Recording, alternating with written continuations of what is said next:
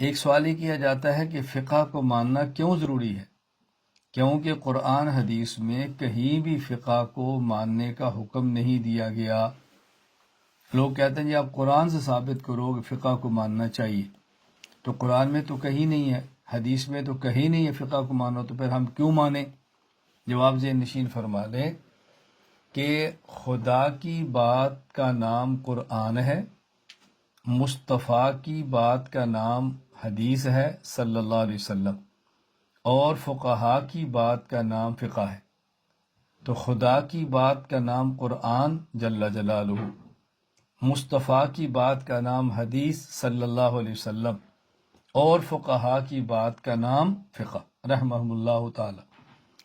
قرآن کریم کی ایک ہی آیت میں خدا کی بات، مصطفیٰ کی بات اور فقہا کی بات ماننے کا حکم دیا گیا ہے، ایک ہی آیت۔ سورۃ النساء آیت نمبر 59، یا ایہا الذین آمنوا اطیعوا اللہ و اطیعوا الرسول و اولی الامر منکم، اے ایمان والو اللہ کی اطاعت کرو، رسول کی اطاعت کرو اور اولی الامر کی اطاعت کرو۔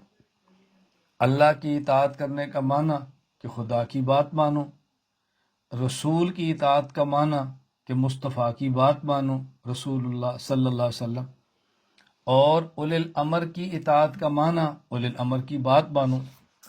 اب دیکھنا یہ ہے کہ اولی الامر کا معنی کیا ہے، اولی الامر کہتے کسے ہیں؟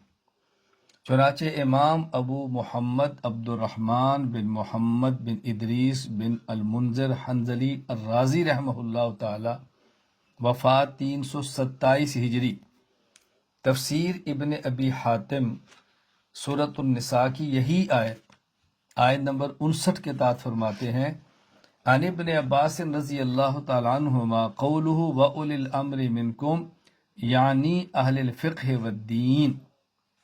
حضرت عبداللہ بن عباس رضی اللہ عنہ فرماتے ہیں کہ اولی الامر کا معنی ہے اہل فقہ اور اہل دین۔ عبداللہ بن عباس رضی اللہ تعالیٰ عنہما کون ہیں؟ رسول اکرم صلی اللہ علیہ وسلم کے چچا حضرت عباس کے بیٹے۔ عبداللہ بن عباس کون ہیں؟ جن کو رسول اکرم صلی اللہ علیہ وسلم نے دعا دی ہے، اللہم فقہہ فی الدین وعلمہ التاویل، اے اللہ ان کو فقہ دین کی سمجھ عطا فرما اور ان کو قرآن کی تفسیر کا علم عطا فرما۔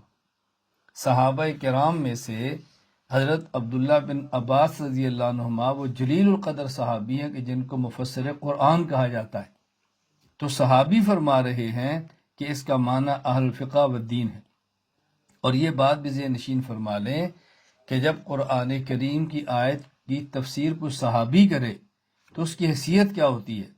کہتے ہیں ان تفسیر الصحابی الذی شہد تنزیل، کہ وہ صحابی جو قرآن کریم کے نازل ہونے کے وقت موجود ہے، وہ جو آیت کی تفسیر کرتا ہے، حدیث مسند، ان تفسیر الصحابی الذی شہد الوحی والتنزیل فإنہ حدیث مسند، وہ حدیث مسند ہے۔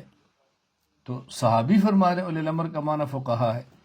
اسی طرح امام ابو جعفر محمد بن جریر بن یزید بن غالب العاملی الطبری رحمہ اللہ، وفات 310 ہجری، تفسیر طبری اسی آیت سورۃ النساء آیت نمبر 59 کے تحت عن عطاء رحمہ اللہ، حضرت عطاء بن ابی رباح رحمہ اللہ جو جلیل القدر تابعی ہے، وہ فرماتے ہیں وَأُولِي الْأَمْرِ مِنْكُمْ قَالَ الْفُقَهَاءُ وَالْعُلَمَاءُ، اولی الامر کا معنی ہے فقہا اور علماء۔ تو خلاصہ جواب کیا ہے؟ اللہ تعالیٰ نے ایک ہی آیت میں قرآن، حدیث اور فقہ کو ماننے کا حکم دیا ہے۔ جب اولی الامر کا معنی ہے اہل الفقہ، اہل الفقہ کی بات مانو، تو اہل الفقہ کی بات ماننے کا معنی ان کی فقہ مانو، فقہا کی بات ماننے کا مطلب فقہ کو مانو۔ تو ایک ہی آیت میں حکم ہے خدا کی بات مانو، مصطفیٰ کی بات مانو اور فقہا کی بات مانو۔ خدا کی بات کا نام قرآن ہے، مصطفیٰ کی بات کا نام حدیث ہے، اور فقہا کی بات کا نام فقہ ہے۔